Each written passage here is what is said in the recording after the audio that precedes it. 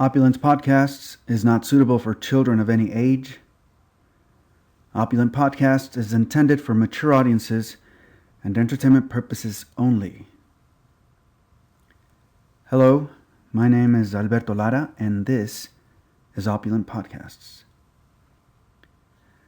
There is a field of energy referred to as the Higgs field, which spontaneously generates from behind the invisible we call empty space. Experiments have demonstrated this energy field protrudes into our world from literally nothing. This field was hypothesized by a physicist named Peter Higgs in the 1960s. When Higgs introduced a factor taking into account this invisible field wherefrom quantum particles, which are building blocks that cannot be broken into smaller parts, attain their mass. This field spontaneously erupts into our world in tiny little explosions at the smallest subatomic levels, like tiny little big bangs. These tiny combustions occur everywhere in space continuously, whether in our atmosphere or in vacuum. Each of these tiny bursts of energy are referred to as a Higgs boson. And boson is just a fancy word for particle. The Higgs bosons superimpose themselves into our space where they can interact with quarks, gluons, and electrons. And the Higgs bosons give these fundamental particles their mass in the cosmos. These quantum particles move at extremely high speeds, close to or at the speed of light. And the interactions between gluons and quarks make up the proton and the neutron, which is what makes up the nucleus of an atom. Keeping in mind Einstein's famous E equals mc squared equates energy and mass interacting at the light speed squared, makes mass a secret storage facility for energy. Each neutron and proton are made up of a trinity of quarks, or a group of 3 quarks. A proton is made up of 2 up quarks and 1 down quark. A neutron is made up of 2 down quarks and 1 up quark. Their similar composition makes the mass they acquire nearly identical. However, neutrons are slightly more massive than protons, and this difference is crucial. The process of neutrons decaying into protons promotes chemistry, and thus biology. If protons were heavier, they would instead decay into neutrons, and the universe as we know it would not exist. John Lajoie, a physicist at Iowa State University, said, "When you put 3 quarks together to create a proton, you end up binding up an enormous energy density in a small region in space."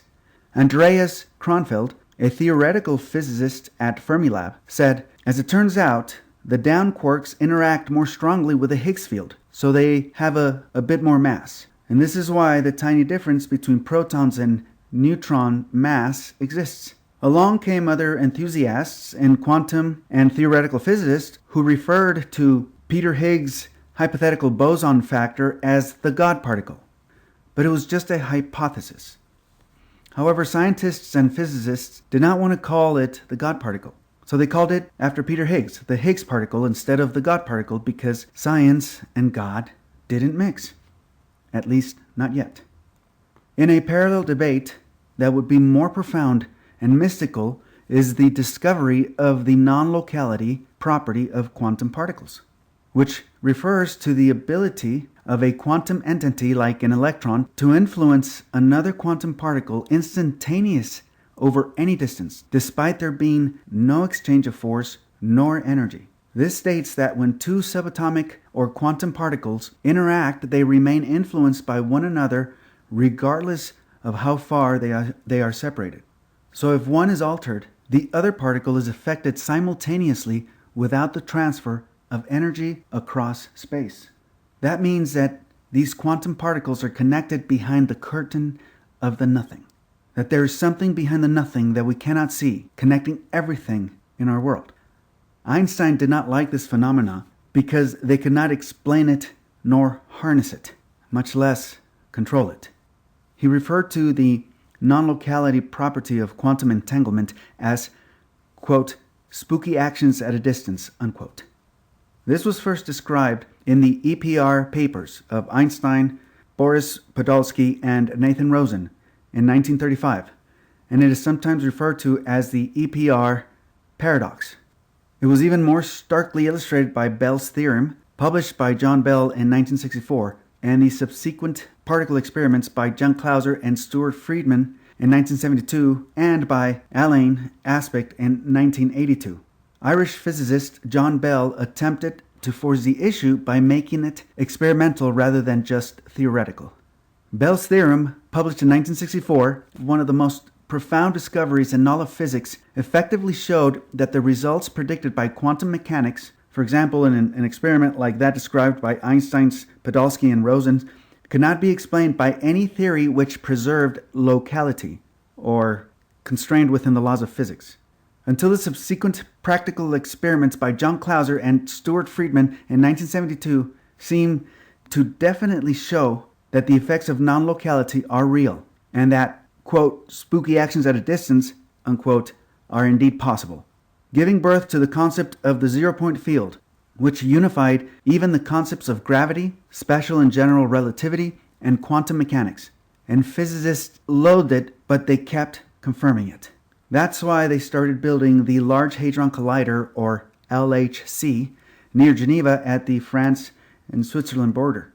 The Large Hadron Collider, or LHC, is the world's largest and most powerful particle accelerator. They built this 27-kilometer or 17-mile long particle accelerator primarily to find out if the Higgs boson was real or not. In every experiment they've tried to disprove it, they kept finding it. In 2012, physicists finally confirmed that the Higgs boson is real, and it pops into our physical world continuously like tiny subatomic explosions. Then they disintegrate back into the energy field behind the nothing. They called this energy field behind the scenes the Higgs field. The Higgs particles attach to the naturally occurring quarks in space and gives them mass. It is these quarks that form the subatomic particles, protons and neutrons, which make up the atomic nucleus. With electrons naturally existing in space, the protons and neutrons group together to make up the atom, and, as they say, the rest is history in how matter is formed in space. This energy within the innermost workings of our creation is there, and call it what you will. Some call it the zero-point energy, others call it the ether, others refer to it as the infinite intelligence, the infinite wisdom, the God particle, others just simply call it God. And it's where the Bible refers to as heaven, which manifests our whole complete world, from us to the most distant star, and connects all of us through our core, our essence, our soul, making our spirit an iota, a tiniest part of the complete whole spirit within our inner dimension, which manifests in us through our imagination, making each individual one single realm, one unit of consciousness, making each one of us a single verse, or universe. Thank you for listening to Opulent Podcasts. Happy findings and Godspeed.